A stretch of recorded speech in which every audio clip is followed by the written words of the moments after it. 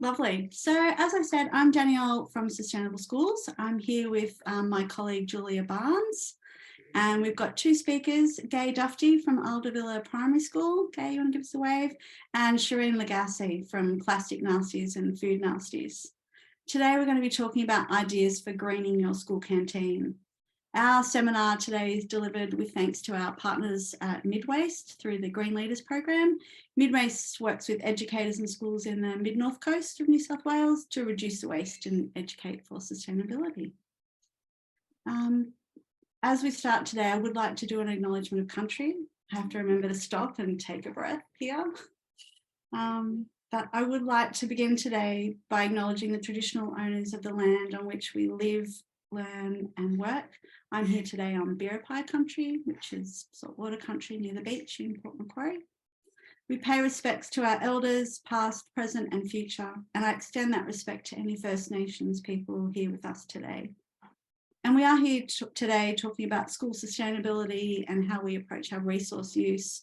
And I think in that context, it's really important that we acknowledge the sophistication of First Nations people, their knowledge of circularity and sustainability, where nothing goes to waste.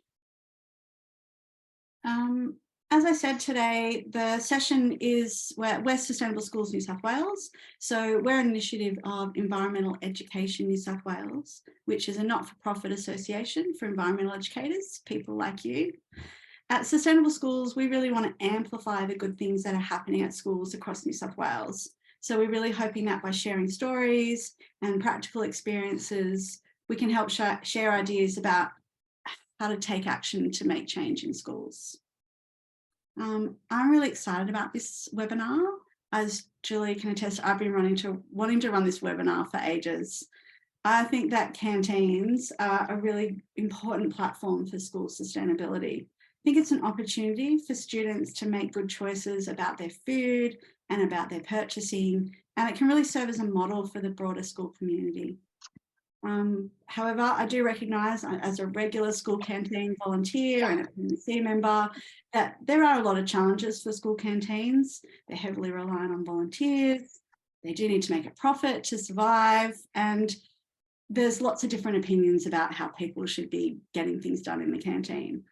But despite this, I'm still always really inspired when I hear stories about schools that can actually make it happen. So that's, I suppose, part of what we're here today to do is just to hear those stories. So I've got two speakers today.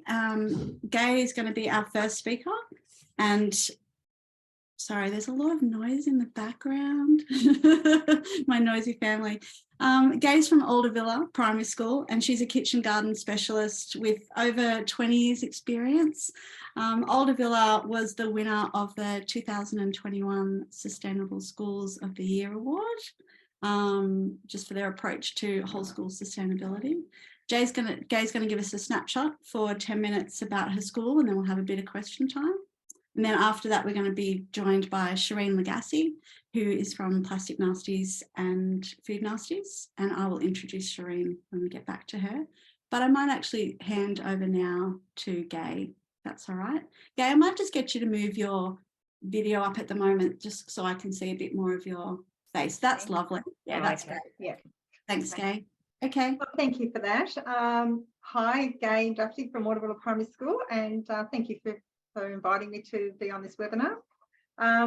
Yes, our school's sort of been at this for quite some time, just chipping away very slowly, because it does take time to get everybody on board, starting from the top right down to the teachers and the students. But we've found that with our perseverance that we've actually attained quite a good level with our waste, and that incorporates our Enviro team, which they're quite regarded as the elite in the school, which is quite surprising. It's not the most glamorous job, and but everybody wants to be on the Enviro team. We've had kids crying because they didn't get on the team, and we have about, I think it's 16 each year, and we change them. They've got to do it for the whole year, 5 days a week, every week of school, rain, hail or shine, and they're just amazing. They really are.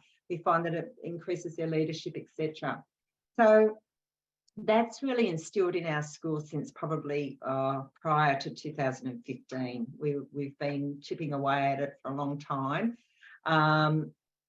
And that sort of networks with what we're about as well. Like our school is identified of doing those sorts of things. And then it comes into our kitchen garden program. It also comes into our canteen, as we were talking about. And I suppose it was about 2015/16 that we actually made inroads into the canteen of changing it up a bit. And we've gradually been trying to get rid of a lot of our single-use waste, especially our plastics, etc. Part of that has been by purchasing reusable plastic containers to replace those disposable ones before. And a lot of that has come through little grants that we've picked up here and there through, Healthy Kids canteens. We've got through the Crunch and Sit programs. We've targeted it through some of our other grants as well. And that's enabled us to be able to buy these materials because a lot of the time we haven't been flush with cash.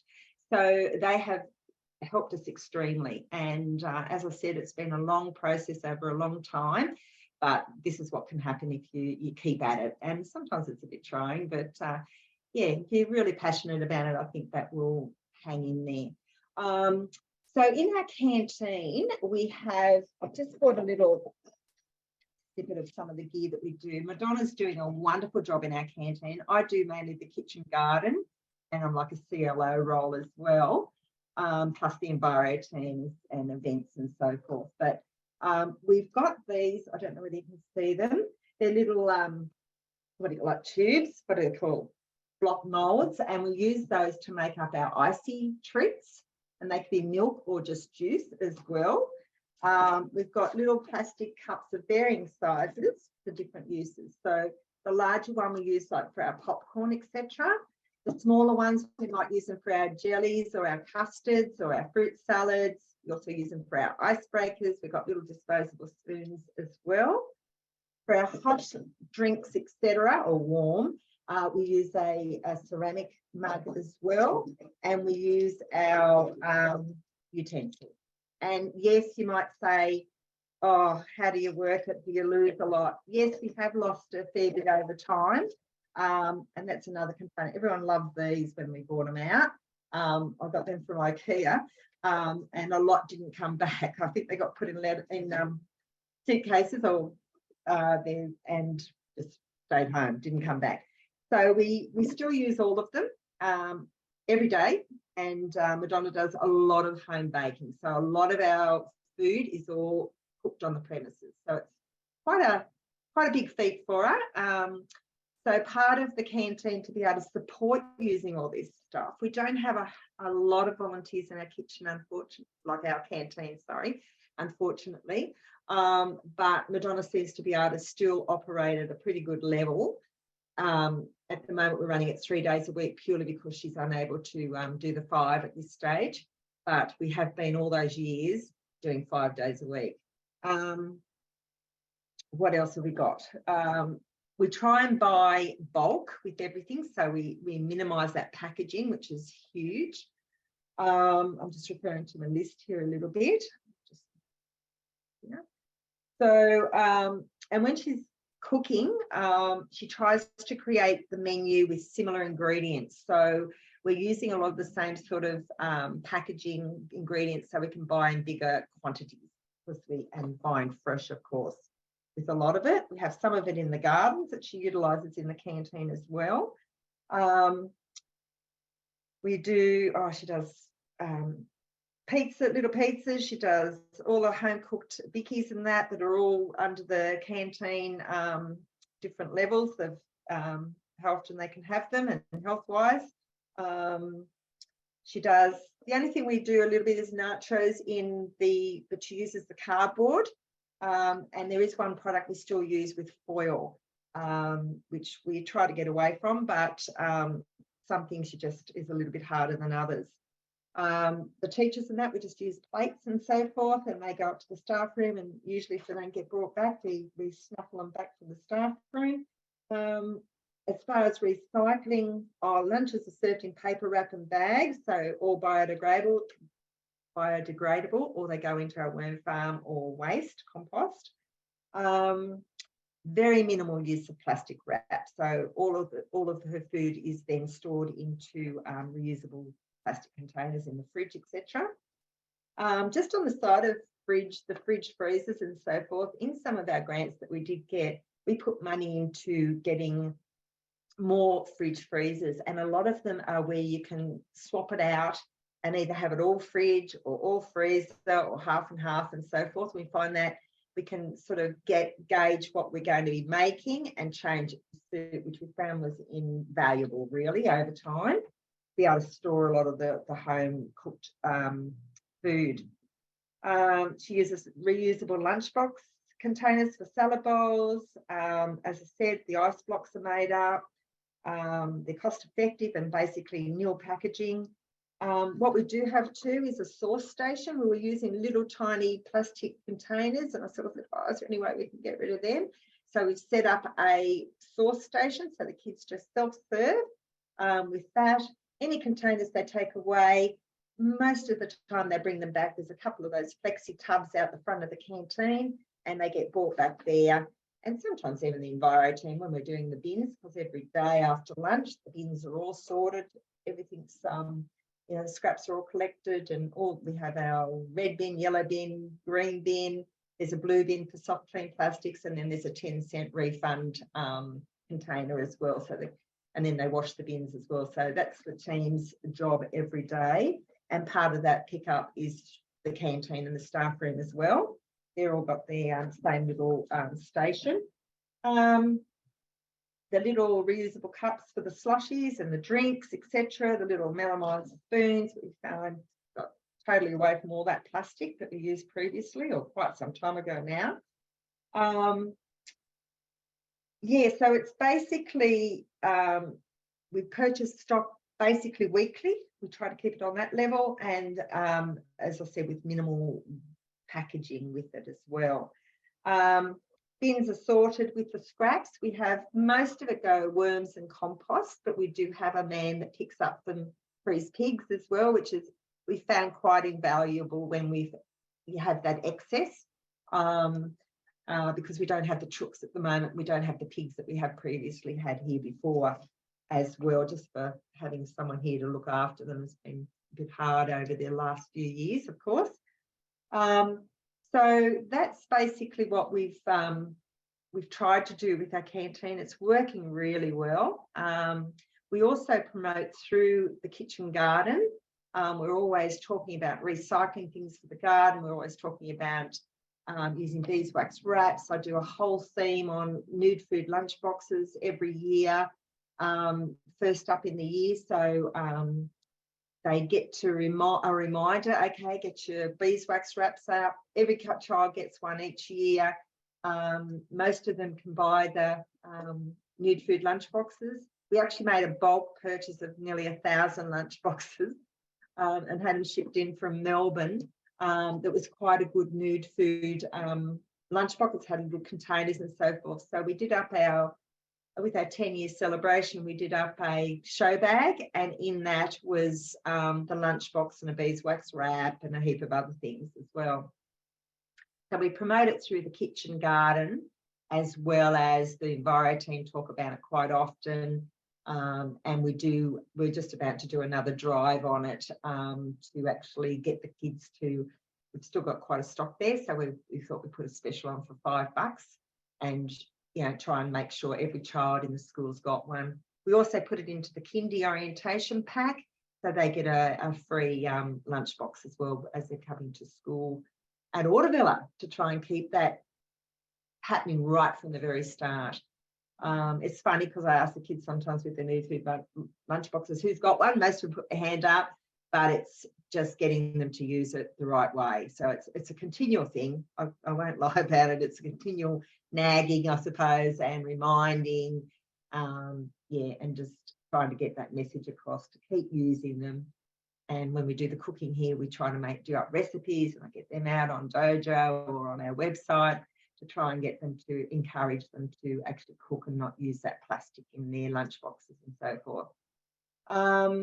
Jay, can I ask how long the like with your canteen, like when you started, sort of how long have you been making changes? Like, did you start? Oh, look, we've been small, or did you go right? Let's do everything. Let's do a couple of things at once. Or my favourite term for it is chipping away. Like if we've got a grant, I think the first grant we got one for the fridge freezer. We put the money into that, so we had the room to store everything when we started all these healthy food, etc. Because you've got to think a little bit ahead to what you need to be able to support it.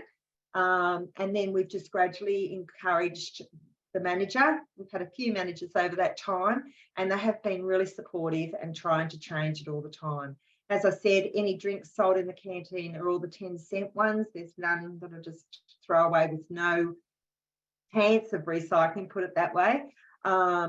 Even though I would like to eradicate poppers altogether. I think those little plastic sleeves and straws are just unbelievably bad for in drains and stuff. I don't think you're alone with that one, Gaye. I think there's plenty of people that are feeling like that about poppers at school. And funnily enough, back in, I think it was around 2016 again, we had our debating team actually do a for and against, and they put a whole foyer head, what would you call it, a whole debate about whether you should have poppers in schools, and they ended up sending a letter off to the people that made the poppers and all that sort of stuff. So they were really proactive with it, right down to our debating team. So that happened many years ago as well. But yeah, it's just sort of kept going, a bit like our kitchen garden. It's sort of all interconnects sort of thing. One supports the other, if you know what I mean. And having the Enviro team so proactive, and they have a voice in our parliament and so forth. They're forever, suggesting things. And as I said, they do an amazing job. They all get, every team that's picked each year, they get we give them a lunchbox, a new food lunchbox as well, for them to lead by example and so forth. So I can probably rave on about it for ages, and I might get a bit sidetracked with different things, because it does actually bring everything from all the facets of the school into it. Like if you start the Enviro side of it, it supports all the other things, and then it's other networks that go out and get other things happening, even down to our grants that we've succeeded with putting water tanks for our gardens, and it's just huge. It is. We're very lucky, put it that way. So, there is a question here about canteen managers. You did say that you had a couple of different canteen managers. Yes, we have. In there. So the question was about, do you have any tips for getting the canteen managers on board? When the canteen managers came with you, how was this something that you approached with them? Like, was it? Yes, initially, like when we had our interview, when luckily enough, most of our canteen managers have actually been parents of kids at school. Yeah. So they've been sort of in the loop, so to speak, as to what we're about at school, because they've heard it all. I think Madonna, she had her daughter here, and she was very proactive with helping with the kitchen garden, very supportive of all the environmental things, very much so. The manager we had before that was another mum that also took it up a step from the one before that. So it has gradually gone up, and very luckily we've had that support, and it's been pretty well, considered that, well, that's the way we're going, and that's the role sort of thing anyway. But they were already in it, if you know what I mean, before they took on the manager role. So it's sort of our school ethos, I suppose. Everyone sort of goes, oh, Aldavilla, they're doing all this stuff, it's so it's it's still probably lots of things you can do. Like, we're always looking at different things, and and I'm not quite sure what the next step is with it all, but we're doing pretty good. I think the main thing is possibly getting back to our 5-day-a-week canteen opening. So I'm not quite sure where that's at the moment, but with COVID and stuff like that, everything's got a bit haywire, hasn't it? And it's sort of like, even the kitchen garden, we had like 200 volunteers a year. This is individual volunteers coming and helping the kitchen, which is just incredible. COVID hit, of course, we had to do it on our own, basically, dumb it down a little bit, but they're just starting to come back up again, but we're not quite to that same level as yet, but still very supportive of it. But yeah, so there's probably lots of other things that possibly has skipped my mind, but that's sort of a bit about it all in a nutshell, so to speak. That's great. Thanks, Gaye. I am looking at the time. I always wish we had more time. What I might do, Patrick, the question about getting canteen managers on was something we talked to Sherene about as well. So I might, when we go to Sherene, we'll talk about that. But Gaye, thanks so much for sharing. That's okay. Aldavilla. That's really you know, good to learn about the journey, and just to learn that, you know, you've got your schools about, you said about 280, 300 people? Yeah, it usually sits around about 280 odd, and some we've gone up to about just over 300 at different years, but yeah, we're down back around there 280, 270. Yeah. Like that. Yeah. So it's good to get a sense of that, how that's working in that size school for you, and how that's linking in with your other environment initiatives at school. So that's great, thanks. And if we have any more questions for Gaye, I might get people to write them in the chat, and we might come back at the end as well when we have more time. So thanks. Thank you. Gaye. Thanks so much. Thank you. I'm now going to introduce Sherene. Sherene LaGasse, if I can say, is a little bit of a canteen guru. This is what Sherene's been doing for the last 10 years, looking at plastic-free canteens. So she's been working with different canteens across the state, with some different councils. And so Sherene's going to come and talk to us about her work doing that, and give us some practical ideas of things we can do. Thanks, Sherene. Hi, thanks for having me. I really appreciate it. So I'm going to show a little brief presentation slideshow. It is going to be maybe basic information for some canteen managers or sustainability experts that kind of know how to swap things out and make better choices, especially for school canteens. But again, for a lot of people that are unaware of how to make simple changes, this slideshow kind of gives you a good idea how to swap this for that. So it kind of goes through items that you would sell in the canteen, all the way to using reusables, and some visuals of schools that actually use certain products and how they display their food the best way they can without plastic, as well as recycling programs on the school ground. So at the end, when I visit schools, obviously my goal is to use reusables. That is the only way to, limit single-use plastic the best way possible. So that is my goal in the end, whether it's one item that you change to a reusable or it's everything. So it's baby steps. For most schools, I deal with primary schools to high schools, public to private.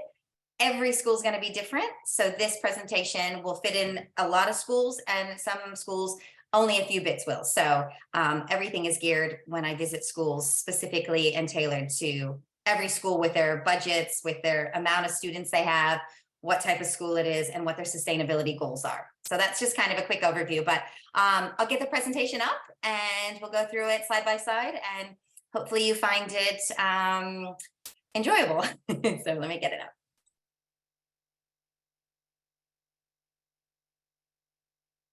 Okay. Everyone see that? Okay. So obviously, what I like to express to my schools and councils that I work with and everyone is to use these principles. Obviously, we were told to recycle for many, many years. Now we want to rethink the way that we approach things. So we rethink it. We refuse the item.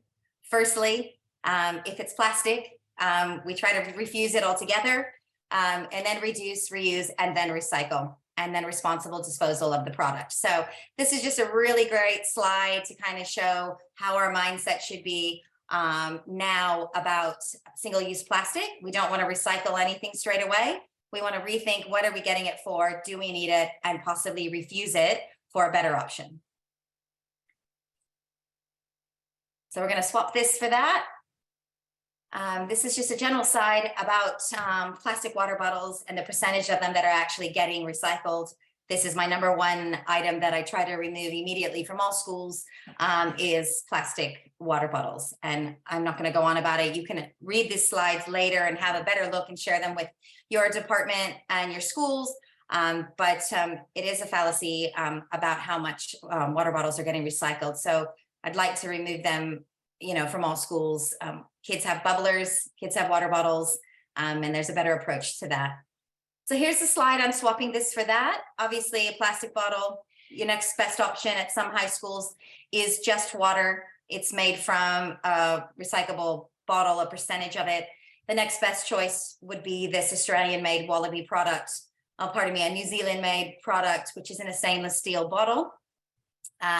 So this is what I mean when I'm trying to give you an option of swapping things out. So some schools may not be able to go all the way to the water bottle at the end, which is ideal, where it's a reusable one, where I suggest for canteens to have a minimum of 10 to 20 water bottles on stock for kids to use for emergencies. Maybe they have a sports day and they forgot theirs from home. A teacher might need one, a parent might need one when they're doing presentations in the hall for something. They can borrow them in a borrow system and return them back to the school canteen. But there's no reason why plastic water bottles should be given out to parents or teachers anymore when there's a simple system for that. So that gives you an idea of how to make a better choice for that. Soy sauce, obviously the number one polluted item on the beaches, especially where I live in the northern beaches. Most schools still use the little soy sauce fish, which come complimentary with your soy sauce. Again, my second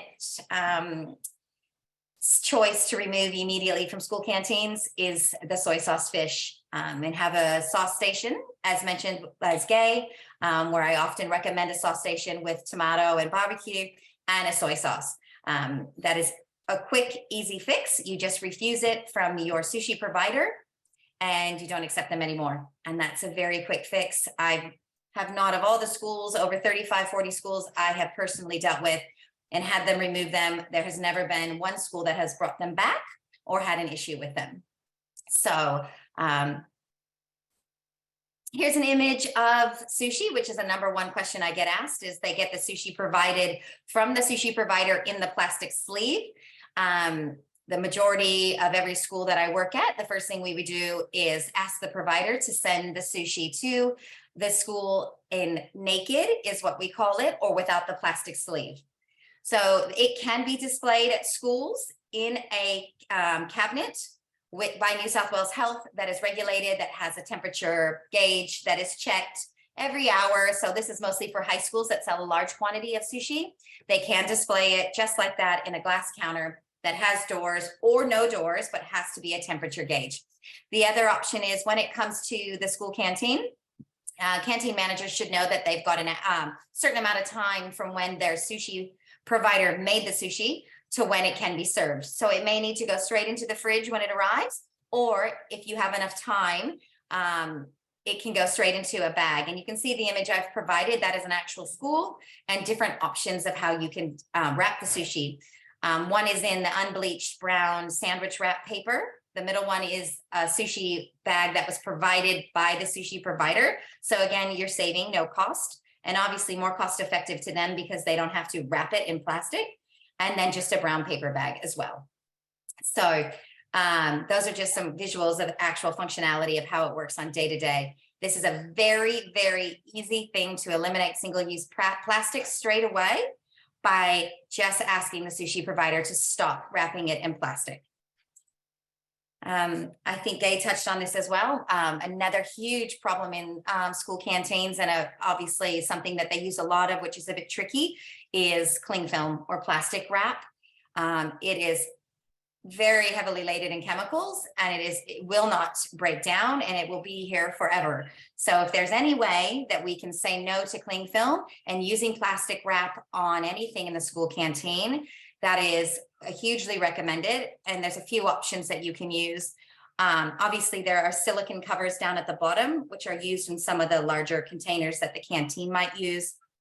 Glass containers to store things in, beeswax wraps. And then to the left, I have a couple different screen grabs of eco-friendly cling wrap. Now you want to make sure that it's biodegradable, compostable, and what it's made with.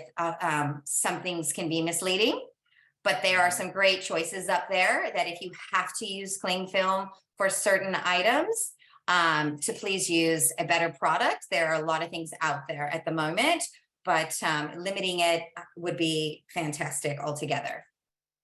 Here's just some images of how reusables and non-reusables and just open food is being displayed in school canteens. The top one is paper cups to have cheese and crackers and fresh fruit. They're non-wax lined paper cups, so they can go into your compost bin, worm farm, ripped up, or into the paper cardboard recycling. To eliminate soft plastics, especially in the height of the red cycle being canceled, is popcorn. The one on the bottom left, they popped their own popcorn. I find that a little bit daunting. There is a company on the right that does bring fresh, popped, natural 5-star popcorn, and they provide the bags.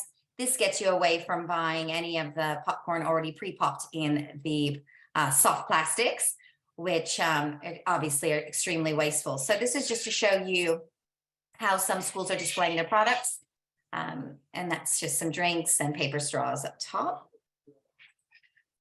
Another image of a great school at Bilgola Plateau. Oh, sorry, apologies. That's St. Cecilia's Primary School. They make 99% of everything homemade and in reusables or over the counter. This is how they display their items. So just wanted you to have a look of a functioning school canteen and how it works for them. There's about 320 students there, obviously a bit trickier with larger schools, but you can see how she does it and makes it work for them. So back to the sauce station that we discussed earlier, another question I get from canteens is how to get rid of the squeeze meats, barbecue, tomatoes, sometimes salad dressings.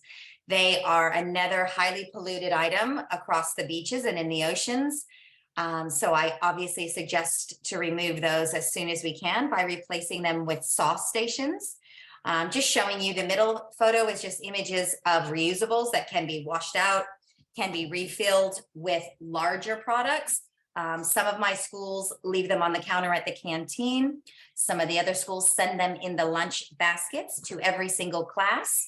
And the sauce is done in the school classroom or where they eat their lunch. The final option is at some schools, they do have a sauce station with a pump. And then I would suggest that they would put them in these portion control small tubs that are made from plant-based material, as opposed to the individual plastic ones that cannot be recycled. So these plant-based fiber little portion control cups can be found at a lot of suppliers. Kent Paper here in the Northern Beaches use that product a lot. So there's obviously swapping out that to a middle option to a great option. So on to drinks. Another question I get quite a lot is how to get rid of plastic drink bottles, which I find actually quite simple. When you coincidentally remove plastic drinks, you tend to go to a healthier product as well, which is twofold of what I believe in: limiting plastic and having nutritional options. So as you can see, the three on the left in the plastic are not great products, heavily in sugar and artificial colors and flavors. You can switch to canned products and obviously products that are return and earn. I do realize that plastic containers are return and earn as well, but we are trying to limit plastic and the plastic cap from getting, misplaced from the bottom, and then therefore that falls out of the recycling truck into the ocean, into the animals in the sea, and etc. So we have a less waste with an aluminum can. Plus we know it can be recycled better, and most of them are all return and earn, and they tend to be healthier products. So those are just samples of an option to switch to an aluminum can from plastic. There's many, many more, but mostly for schools. This is popular with most of the schools I deal with. Again, so back talking about the lovely poppers, which I'm definitely not a fan of. One, nutritionally, they are never a great quality. They are usually from concentrate and not a natural juice product. They also have 3 pieces of non-recyclable items usually, which would be the plastic sleeve, the straw, and the container itself. So when we're trying to talk about actually using plastic, for example, the Emma and Tom's, which is a great product because it's 100% natural, it's return and earn, it's Australian made, but it is plastic. But we do know that if we do a return and earn scheme or recycle, that they can be recycled in a proper way. And it's one, it's just one item. Whereas with the poppers, we're getting the straw and the plastic sleeve that always end up on the ground and blown away in the wind. It is tricky with juice. There isn't a lot of options for canned juice. East Coast Juice is out of Australia, so another great product. However, that would be more for a high school level because of the quantity, but is the only juice I can find that's actually in a can. So it is tricky, but my suggestion for this kind of different scenario is the Emma and Tom's. It is a premium product, so it is a bit more expensive than a popper would be at a school. But I guess at the end of the day, you have to decide sustainability wise and nutrition wise, which product suits your school and would be in demand. And maybe we shift the prices with something else to offset the cost of having a better juice product inside the canteen. So, and moving on to icy pools. Again, as I mentioned, some of this stuff is self-explanatory to a lot of people watching the webinar, but to not some. The juice farm at the top corner is one of the most purchased and sold items at school canteens across Australia. It is not recyclable. It has an aluminium alfoil lid, and it is very unnutritious. And a lot of high schools sell them as well. So the best option would be underneath. And what that is that on the left, the larger one is the plant-based fiber portion control cup. And on your left, my right, it's plastic. So I had a school in New South Wales that did about 600 of the mini plastic frozen ice juice cups a week. And we switched them over to the plant-based one because they still wanted to keep them. Because obviously the price point is very good because you're just pouring juice in them, which they did use natural juice. But they saved 800 of those plastic cups per week, times roughly 40 school, weeks of school a year, 32,000 plastic cups from going to landfill just by that one shift. So we moved them from the juice farm and off the small cups into the plant-based fiber cups. And so that is another simple and, to be honest, a more cost-effective way. They make way more money buying the juice themselves and pouring it in the fiber cup than buying the juice farm frozen cups. So Super Duper is just another item of a terrible product nutritionally, but as well as packaging. They can be recycled, which we don't have at the moment, but you have to clean them out and rinse them. And we all know that's never going to happen. So ideally, the best solution would be homemade icy pools. And then in the final section is the best option, which is, an ice cream scoop on a cone that has absolutely zero waste. So that to me is the perfect option. And in the bottom, it's just showing you another way to put it in a cup with a wooden spoon. Again, I realize that's time consuming and I get it. And so I understand why schools can't do that one. But if we have maybe one day a week, we might offer that, get some volunteers in and maybe not offer it the plastic items. It does offset what we're sending to landfill. And the kids absolutely love anything that looks homemade and from scratch. This is a picture from just schools, how they started making their homemade icy pools. They purchased the stainless steel icy pole molds, I believe on eBay. And those are the results on the left. They would put frozen blueberries in it, fresh juice, and then mix them up weekly based on whatever products were on sale and produce was in season.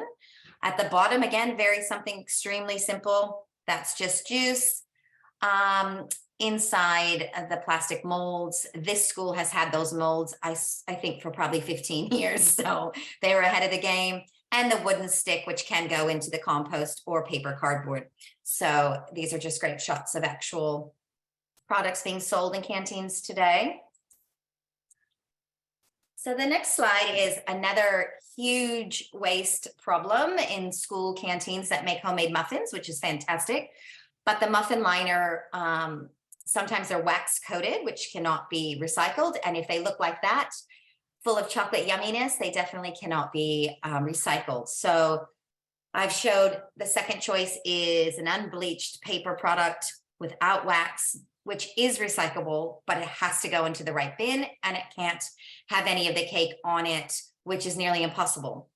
So the best option is the silicone muffin molds, but the even better option is the silicone baking mold where you don't use any liners at all. And the kids can just pick them up off the tray or put in their bag at lunch and they just pop it in their mouth. And then there's no muffin liners wasted or on the school grounds. And that's just eliminating waste straight away.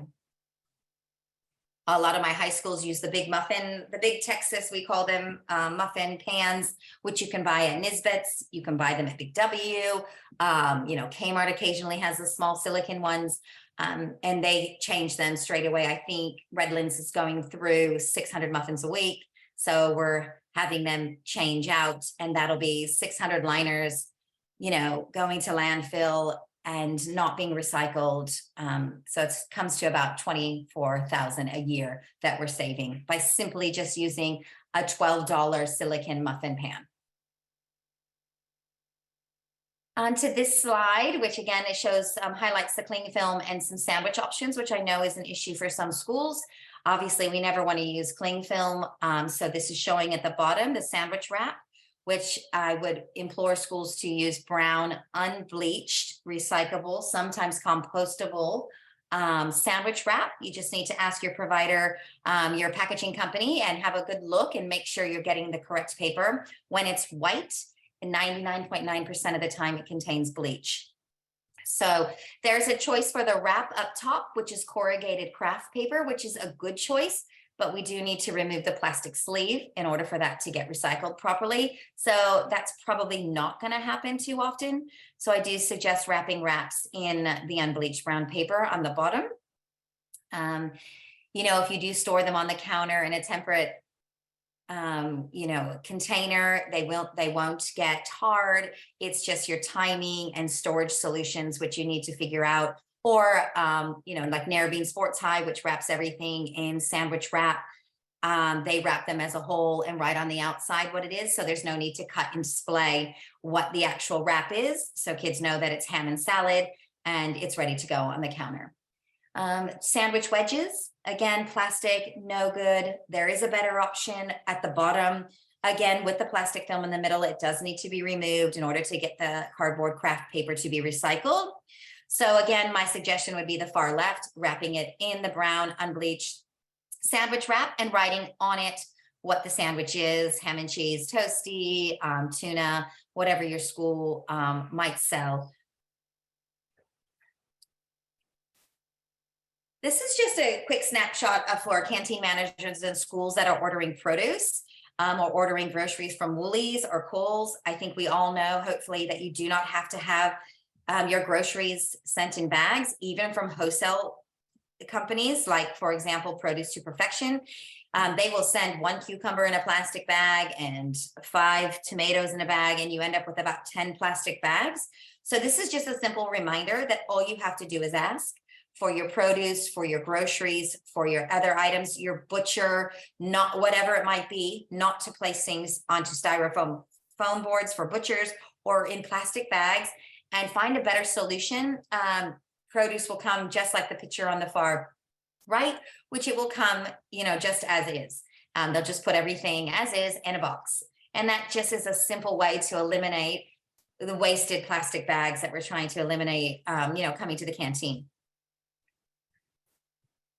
This slide shows you some options. As I told you, my goal for reusable containers in schools, but I will start at the top left, which is instead of using a plastic, buying in BioPack containers or a plastic container, which is no longer allowed. This is a plant-based fibrous home compostable box.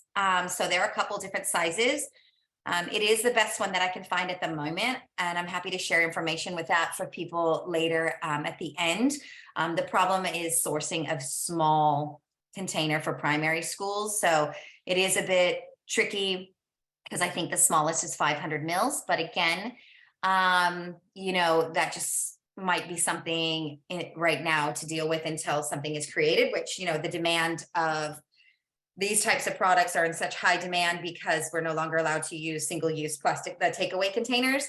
Hopefully more items will be made, therefore dropping the price of these products for packaging. But at the end of the day, I don't want you to be afraid of buying the plant-based fiber materials because it is not as expensive as you think. So, and there is always room for negotiation when you're dealing with packaging companies. So that's a great choice at the moment. And then these are just snapshots of reusables. My 2 containers that I source myself are made from a rice product. So they look and appear like plastic and hard, but are absolutely not, and non-toxic and no bioplastics at all. I wanted to show you the top right, a simple plastic container. I think that was Bilgola Plateau. You know, they went in, this was probably a couple years ago, purchased quite a few of these sistemas, as well as had quite a lot in their lost and found, and cleaned them and sanitized them. And then basically, as basic as you can get, they wrote return to the canteen on them. And this is how they did a majority of their food, from their hot and their cold and small and large options. So, and then the bottom is just stainless steel containers with silicone lids as another reusable option. Here's some more snapshots of actual schools. So you can see Bilgola Plateau purchased these hydro flask like small, I think they were 350 ml drinks, thermoses, which can be used for hot or cold, and for liquids. They use them for soup, they use them for hot chocolate, and they use them for cold drinks. So that was how they started using reusables in that way for every student that ordered a drink from the school. And in the middle that you can see some more options of how they used reusable cutlery and a lunch bag, which is at the bottom. It was a Sticky Beaks one at the time, which was a reusable lunch bag. And they would print out in paper the the name tag, which is the Flexi Schools tag, which is normally a sticker, but you can adjust your printer and do it to paper and guillotine it. And then therefore it is now compostable or recyclable, etc. So it's not wasteful like when you use a sticker. So some other options of how they use the silicone muffin liners to put the little fruit cups in that the kids bought over the counter. They also put jelly in them. But they did have a reusable station set up, and I'll show you that. And that's kind of how it looked. As this was as basic as you get, but it shows you that you don't have to spend a lot of money. They had these bins in the library, and they made labels for them, set them on the counter, and they had purchased these little trolleys. And again, the yellow containers, I think they had left over in the library. And the kids would come and shake out their bags and their food and put it in the compost bucket and put them in their little sections and then put them up at the canteen window to clean. So I wanted to show you a simple way that reusables can be done. They do not have bins on their school ground, so there was no issue of any of the school lunches or containers getting thrown away because everything was managed at the canteen window. So I just put this on here. You guys can have a look at it later. A lot of people ask me for a reusable item checklist, like how do we get started? What are some incentives that we can give to the kids to make sure that they do bring the reusables back? Because as Gaye did mention, and as I know very well, there is a percentage of loss, and there always is going to be. So you need to be prepared for that. But there could be some ways that we can incentivize the kids to bring stuff back in the beginning. And also for kids on the playground that maybe see something that can be returned, they can also get something back for doing the right thing. Doesn't necessarily always have to be food. It could be something for, as you can read, the class, you know, a class party. It could be a lucky dip at, you know, a school assembly. Lots of different things that will work for every school is different. Every school principal has different ideas of how they want to reward the students, as opposed to, you know, we like to reward them in the beginning before we want to kind of let them know that they're doing the wrong thing. We want to make them feel good about doing the right thing and be empowered and understand the why of the school's using reusables and what the outcome is. from using reusables and how much you're saving from landfills. So it's really important to share with the kids the why of what schools are doing and how come reusables are so important. So you can read that later. There's also some tips on sustainability levies. I understand all too well about how hard it is for schools to, buying product and buying reusables and making investments in this type of program can be quite expensive in the beginning, but the word is investment because it will last a long time as opposed to continually weekly buying packaging that obviously you have to buy every week, which again is wasteful. So investments in a sustainability levy is sometimes a good idea. So if anyone has questions about that or anything else, you can put that in the chat or obviously email me privately. Here's some images of some simple bins. Sorry that one top picture is a little bit confusing, but so it just shows you this school put images of everything that they had that needed to go into those specific bins to make it quite simple for kids. So I find that very useful for primary students, especially to see things from home that's popular and also to see things from the school canteen, which they're going to purchase and where it specifically needs to go. Here's a more upscale recycling system, which is one of my favorites. This is from a company called Method. They're out of New Zealand. Their bins are about 80% made from recycled material. You can design your own bins, you can design your own backdrops, you can make your own signage that's specific for your school. You can have 2 bins, you can have 5 bins, but this is a great way to see how a bin station could look. If you have a deposit scheme, you may not need the recycling, mixed recycling. You may just have the deposits, landfill and deposit and paper. If you don't have organics, you don't need that one. But again, you can put the graphics on the front of the bins as well. And they can be actually graphics that are specific for your school, your canteen, or items that you think the kids would most likely use.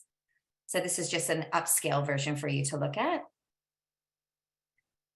Obviously, I just want to keep in mind about return and earn and using companies that will pick up from schools. Recollect and Recycle Smart. Recycle Smart now picks up from schools. So you just need to call and see if they're in your area or email, which is a great way to get rid of soft plastics and other items that you may accumulate at school. So these are 2 great companies. And they also offer, I know Recollect offers fundraising ability as well for like communities and parents and stuff to bring their return and earns, like kind of like a return and earn drive, and then the money goes back to the school. And just lastly, just wanted to remind everyone that it is Plastic Free July in July. You might want to jump on their website. They have loads of tutorials and information about how your school can be part of Plastic Free July and kids can be part of it, and coloring in and contests and etc.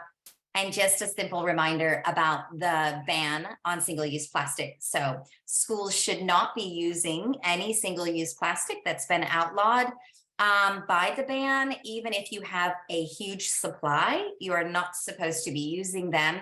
I know Northern Beaches Council has a drop-off where you can drop stuff off. You just need to check with your local council to see if they are accepting any of the banned single-use plastics, so you can stop using that as soon as possible in your school canteens. That's it. You just click that back on. So I know that was a lot. That's fabulous, Sherene. It is amazing how much stuff you can get through and all the different ideas. Yeah, I mean, I can go on and on with things, but I kind of just touched on what is the most often asked questions to me from canteen managers or sustainability teachers of most popular items in school canteens. So I'm sure I didn't touch on everything, but if there is a specific question, we can go through them now that maybe hopefully I have an answer for. Yeah, that's great. We might go back through them. I will start with one thing, which was a bit of a discussion I'd actually had today with someone from the APA about there has been changes to rules about what you can put in your green compost, like your green bin, and it really does depend as well on what's happening in your area. So, for example, if you have a council area that collects FOGO, or if you're in an area that doesn't have that, but it's my understanding that you're actually not really supposed to be putting any containers in the green FOGO bins now. So they've just recently changed rules about that. So, which is challenging when you're trying to swap things out, but I suppose it's, you know, it's been done for a reason. Like they're really trying to look at the integrity of the organics waste. Yeah. So, but that's just something, because I know there's been a couple of different conversation points about that in there. So it's just. Yeah, and I think that you hit it the nail on the head, is that every council is different. So if you're curious about what can go in your green bins, you need to jump on the council website and find out, if you can, what you can actually put in that. Yeah, and yeah, talking to your waste service provider. So, so how about, one of the questions is about if you're using reusable containers, hand washing, dishwashing, what are people doing at schools? Okay, so for using reusable containers, you do not have to have a commercial dishwasher. You have to, if you do, that's great, because obviously the sanitation level, the heat is so high, it's being sanitized, but you can wash reusable containers in the 2-part sink system that every canteen should be using for everything they wash anyway. So you do not have to rush out, which we thought maybe 5 years ago we did. New South Wales Health has come back and said, no, you do not. And, you know, again, check with your local council as well, and, you know, in your area, just to double check. But that is the rule of thumb. As long as you're doing your one sink with your wash and your sanitation, your sanitizer in the other one, and you're good to go. And how are you finding schools are managing? Because it is a bit more of a time, like there's time involved in that then. So it's like if there's a person, like what sort of situations have schools? Well, you know, again, this is something that is all based school by school. You know, you can have 280 kids where it feels like a lot, but it's doable. But you have 700 to 1,000, it becomes a whole nother story. And then that is why I always suggest you start with one thing maybe first, and see how you can manage it, because canteen managers across the board notoriously are always strapped for time and volunteers. So, you know, there's no point going and buying 1,000 containers and 1,000 cutlery and cups and trying it all when you're not sure how you're going to manage it. So you start with one thing. You might start with one grade. It might just be year 6 that does it first, because maybe they're more responsible, or it's kindy, or you just start with an item like cutlery or a container, and you just see how that you make systems and time management. You know, and that's basically up to the canteen staff to see how they can manage it. But if you can't do everything reusable, even if you change one thing, like if you're using plastic cups for jelly or for slushies, and you start to use the reusable cup, I mean, we're talking hundreds of items saved from landfill if you just do the one thing. So I don't want people to feel daunted, and canteen managers, and you know, that they need to go and change everything, because you got to make sure you can manage that one thing. So maybe start with something small first. You know, so that would be my suggestion. It really just depends on the school and what help you can get with your systems. Yeah, that's great. There's been a couple of questions about products and stuff like that. How do you research your products? Like, what are you looking for? Because it's really hard, because I don't know if you necessarily want to recommend stuff, but what sort of things are you looking for, and when you're doing your research for good products and stuff? Well, I mean, I have no problem recommending products at all, because obviously you know, as we discussed earlier, you know, I always lean towards a more nutritious products in a school canteen. Now, usually if it's going to be something really nutritious, it might be a bit more expensive, but I'm always for homemade as much as you can. But I'm looking for an item that doesn't have plastic, a straw, that is return and earn or recyclable, and that has a healthy nutritional content and low in sugar. Now, every school is going to be different. Not everyone wants to have a super healthy canteen, but if we're just talking about plastic, you know, obviously I go into stores, I go to Coles and Woolies, I go online, You know, I get out there and I have a look what's available. You would be surprised how many great options there are out there at the moment.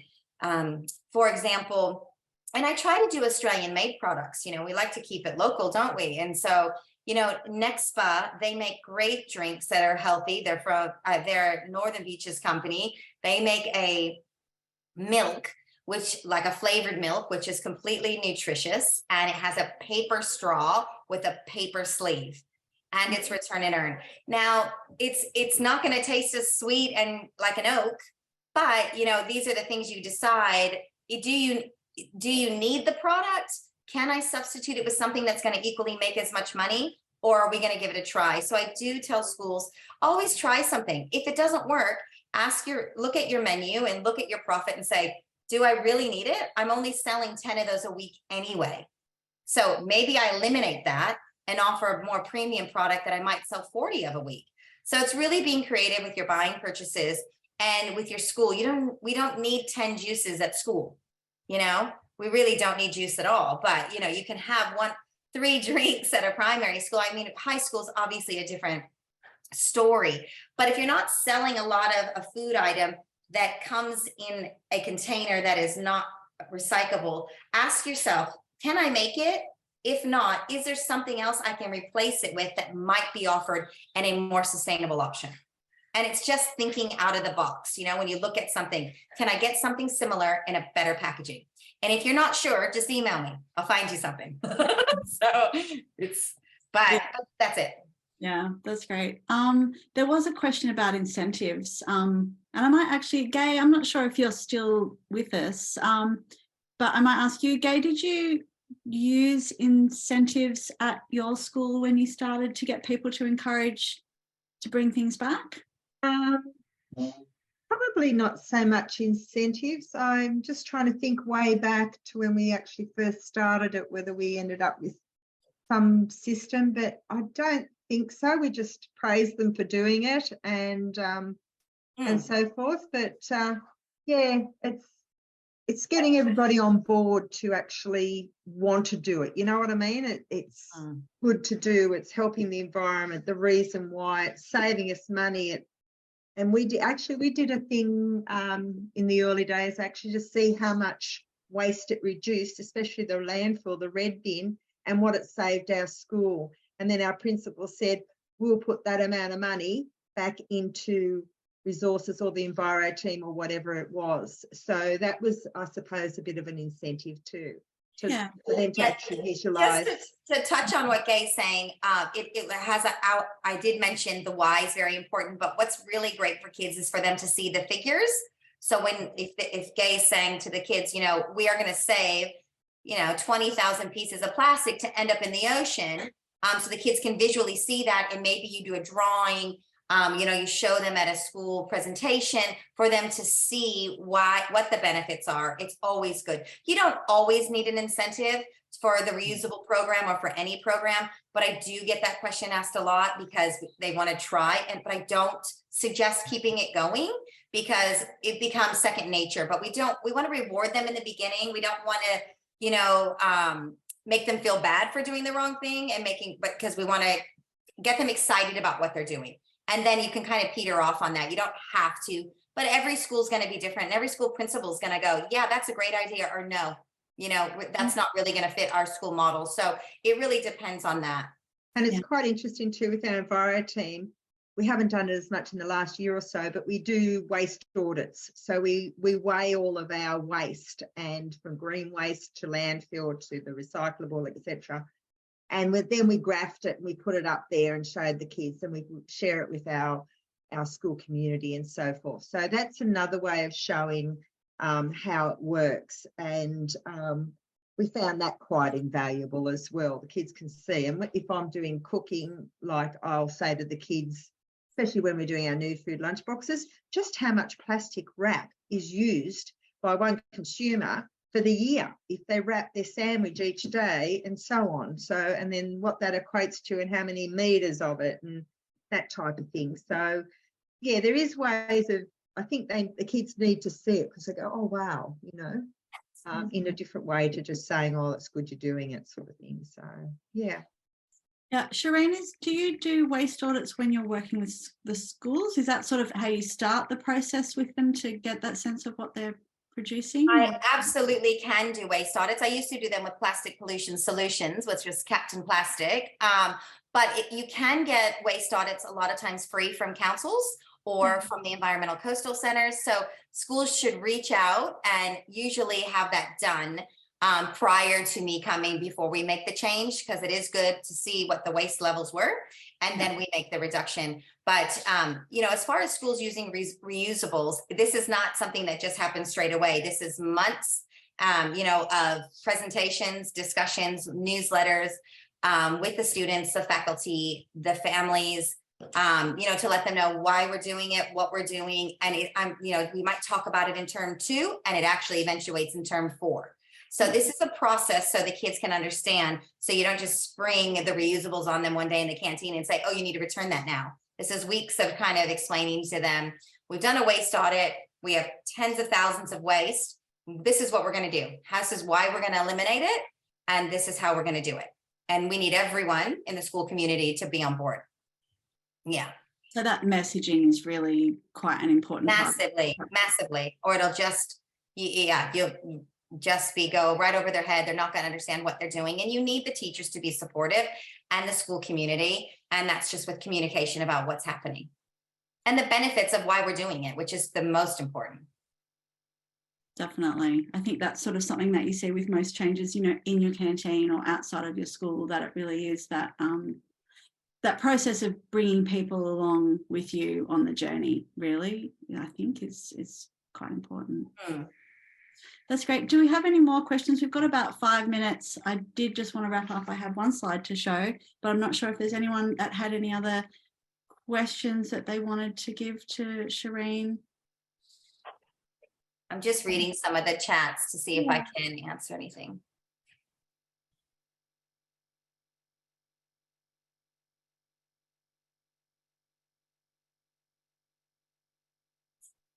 We just have here while you're looking at that. So when I was thinking about before we came and speaking with both the speakers before about trying to think about, there's a range of different things that we can be working on in canteens. And I suppose it's sort of about trying to make that, where do you start? So doing one small step at a time. Sherene gave us some excellent discussion about swapping out your single-use plastics. So I think that was really good as well with the EPA bans coming in at the end of last year. It really started this conversation for a lot of canteens that, these are some things we're getting rid of, and maybe what's our next step that we want to look at as well. Some other things that you can think about, which I know that Gaye's done as well, is really looking at your canteen and looking at your bins and looking at all the waste that you're producing and how you're actually sorting what waste you have in your canteen. There's also some stuff that you can be thinking about with food waste as well. So it's probably not something we touched on so much, but I think, as Sherene said, if you're looking at moving away from plastics, you do, ideally, if you can, looking at producing and making a lot of food yourself, then you're going to end up with a better quality product with stuff that has less packaging. So, but there's plenty of gains to be made if you're looking at your food waste in your canteen. So buying locally, purchasing bulk, cooking from scratch. If you're lucky enough to have a kitchen garden, seeing how you can integrate that sort of thing. And also, planning and forecasting. So looking at what you're producing, looking at what you're wasting, and basing your decisions upon what's happening in your local school or canteen. So yeah, that's what I was thinking. And you can turn off your appliances when you go on holidays. Sherene, yep, are there any other things that you were thinking that you'd like to add? No, I'm just responding to some of the other things in the chat. Someone asked about the squeeze me tomato and barbecue sauce. They're not on the plastic ban, but you should ban them. So plastic, obviously it's going to save you a cost of not purchasing them again if you invest in, reusable ketchup, tomato sauce, or a station. So not only is it saving the environment, it's going to save the school money because you're not going to purchase them again. So That's a very easy, quick fix. Squeeze meats, plastic water bottles, soy sauce film, or sushi film on the outside. Those are 4 things that you could change tomorrow. And that would be a tremendous step in the right direction of eliminating single-use plastic. Yeah. That's excellent tip, Sherene. I'm just looking at time, and I'm mindful that it is later in the evening for a lot of people. Yeah. Sherene, thank you so much. I think it's really, you've just got this great wealth of ideas, and also really that idea of helping people move along the journey, you know, where you start and being able to make decisions at different points. Gaye as well, thank you so much for sharing your time about the things that are happening in your school. I think it's really great to see that schools, you know, you can do it. It's possible, and that we can make changes that are going to benefit the kids and the environment as well.